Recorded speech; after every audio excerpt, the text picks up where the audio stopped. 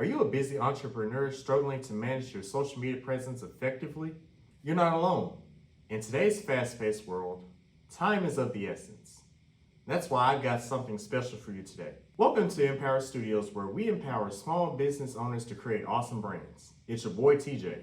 And in this video, I'm going to be going over 10 quick tips that will save you time and supercharge your online presence. Let's get it. Tip number 1, schedule your posts in advance. Use social media tools to automate and plan your content ahead of time. This will save you so much time in the long run. Rather than just going on social media and then just posting whatever, you have those social media scheduling tools to help you along the way. They have features such as content calendars, they give you analytics. Now, my go-to platform is Later. What I like most about Later, who is not a sponsor of this video, is its simplicity. You can connect each of your social media platforms of choice to Later, which will allow you to go in and plan out your content ahead of time. You can go in and upload your photos, your videos, or whatever content that you have. You can go in and upload them to Later. And then you could go in and schedule them ahead of time. You could go in and set out the dates and times that you want each post to go out. Also, another feature that I like about Later is its content calendar, which gives you a visual representation of all of your content, including the times and the dates that your content is scheduled to go out. Now, if you would like to see a later tutorial on this channel, drop a like and comment below. All right, another good tool to use is the Meta Business Suite. Now, however, this is only for Facebook and Instagram specifically. If you are only on Instagram and Facebook, the Meta Business Suite is your best friend. It's very simple to use, and plus it is free. Now, you don't get no better than free. All right, so an example of scheduling your posts in advance is setting out a date for scheduling your posts. Like, say, for example, you schedule your videos on Sunday. You schedule your content for the whole week. That way, during the week, you won't ever have to worry about posting content because you've already done that. So tip number 2, you gotta know who your audience is. Now, newsflash, your audience is not everyone. You cannot cater to every single person in the world. If you try to appeal to everybody, you won't appeal to anybody. This is why you must identify your ideal customer and cater specifically to their needs and interests. How do you identify your target audience? You gotta know who you are and what products and services do you offer. Now, for example, say for instance you run a fitness business. If you run a fitness business, it is best to create content to appeal to those who are health conscious. Now, this can be in the form of content such as quick fitness tips, quick workout videos, and your products and services. Now, let's talk about services for a minute. Rather than just talking about what your products are and what your services are, you got to sell the importance of how does this product or service improve the daily lives of my consumers. That is sales and marketing 101. Well, tip number 3, we got visuals.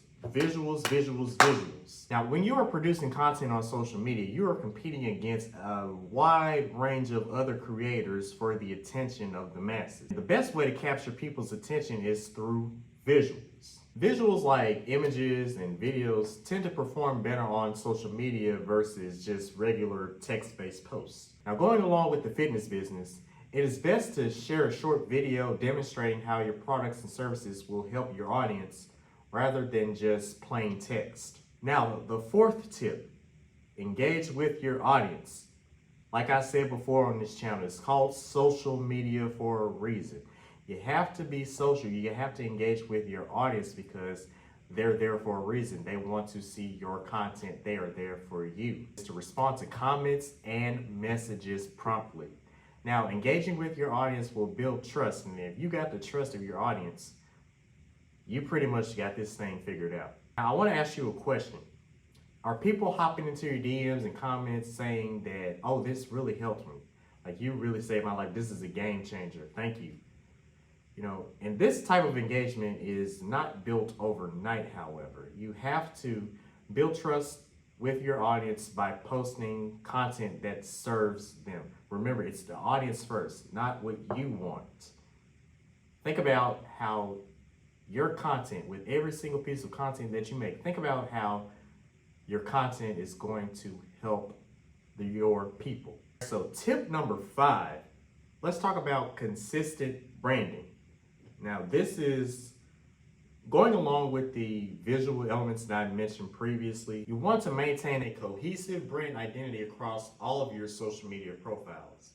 Now, for example, you're going to want to use the same logo, fonts, and color scheme across all of your platforms. That way everything is streamlined and everything is cohesive and people will know what your brand is about. So moving on to tip number 6, analytics. It's all about the numbers, right? Now, it is good to regularly review your social media analytics to see how your posts are performing. Now, however, please don't be like me where you're scrolling on your phone, constantly checking just to see how your posts are performed right after the posts go out. Do not be like me. I have made that mistake plenty of times, and it only led to anxiety and frustration. What I recommend to avoid this is to set out a block of time each week, like even if it's just for like 15 minutes during a day, just set out 15 minutes specifically for checking your analytics. Or you may want to set out a larger block of time. You may not want to check it every day, but you may want to check it on, let's say, a Friday. You may want to set out a large block of time on Friday that's specifically devoted to checking your analytics. Now, a good way to check your insights is just by simply going on each platform of choice. They have it to where you can go in and check your analytics to see how well your posts are performing. This data will allow you to see what do you need to work on, or like how can you improve upon your social media posts. Like what posts are going well, what's going well, what do the audience like, what do they not like as much. It's all in the numbers, it's all in the data. All right, tip number 7, let's talk about hashtags. Now, it is good to use hashtags within your posts because it increases the discoverability of your post and makes your post more likely to be seen by an audience. Now, if you're on Later will recommend hashtags to you based on your type of post. Like, for example, if you're posting about, let's say, coffee, it'll recommend hashtags based on, you'll type in, what your post is about. You give like a brief description of what your post is about, and they'll recommend hashtags based on what you type in. Now, another good tool to get hashtags from is ChatGPT, and I'm sure you've heard about ChatGPT, like the AI platform that has taken over the world pretty much. I would highly recommend ChatGPT for hashtags. So, for example, if you're on ChatGPT, you may want to type in a prompt such as generate 10 hashtags for a local coffee shop. Then it'll give you 10 relevant hashtags based on what you gave out. All right, moving on to tip number 8, user-generated content. Now, there's plenty of content out there. I mean, let's face it. I mean, when you're on social media, you don't always have to post your own content. What is user-generated content? User-generated content, UGC, is a specific type of content in which you allow users of your product to be your content creators. For user-generated content, it's typically your customers creating the content for you. Your customers are showing off your products and services, saying how it has helped them. It's basically a testimonial to showcase to your audience, to let people know what your product is doing for people. Now, you're gonna want to encourage your customers to create content that's related to your products and services. Doing so builds trust and it builds that community aspect, which is critical to the success of any brand. And you're gonna want to share their content to build that trust. Also, another good idea that I've done in the past, I probably need to do more of, is sharing content from industry leaders. Know who your industry leaders are in whatever field that you're in, and just share their content. I mean, that counts. That counts. Like I said, you don't always have to post your own content. But however, proceed with caution on this because you don't want to just be an echo chamber for another person.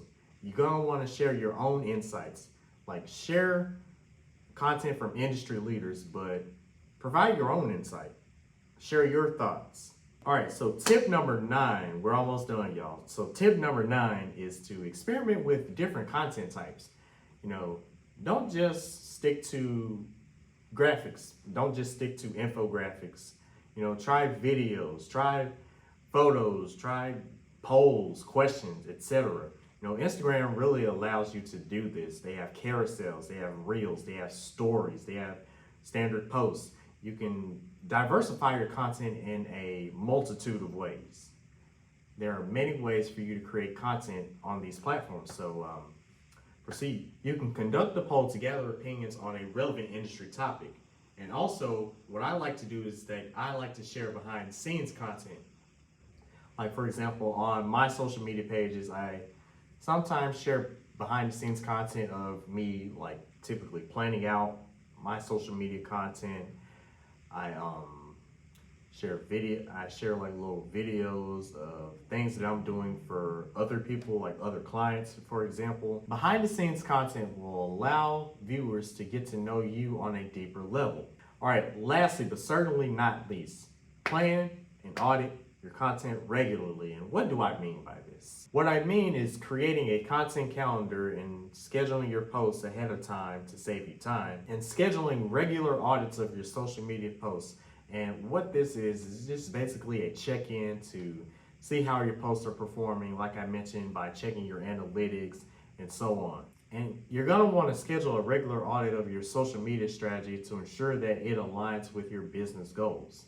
You can either do this bi-weekly or monthly or quarterly even. Just going back and checking to see if there's anything you may need to focus more on or focus less on. Just going back and doing those audits will help you stay on track business-wise. All right, so there you have it. 10 game-changing social media strategies that will help you save time and energy, 2 things that you do not want to waste. If you found any value in these tips, make sure you hit that thumbs up button. Leave a comment. What was your biggest takeaway from this video? Leave a comment down below. Hit that subscribe button. And remember, if no one else told you, you matter. You were put on this earth to do great things.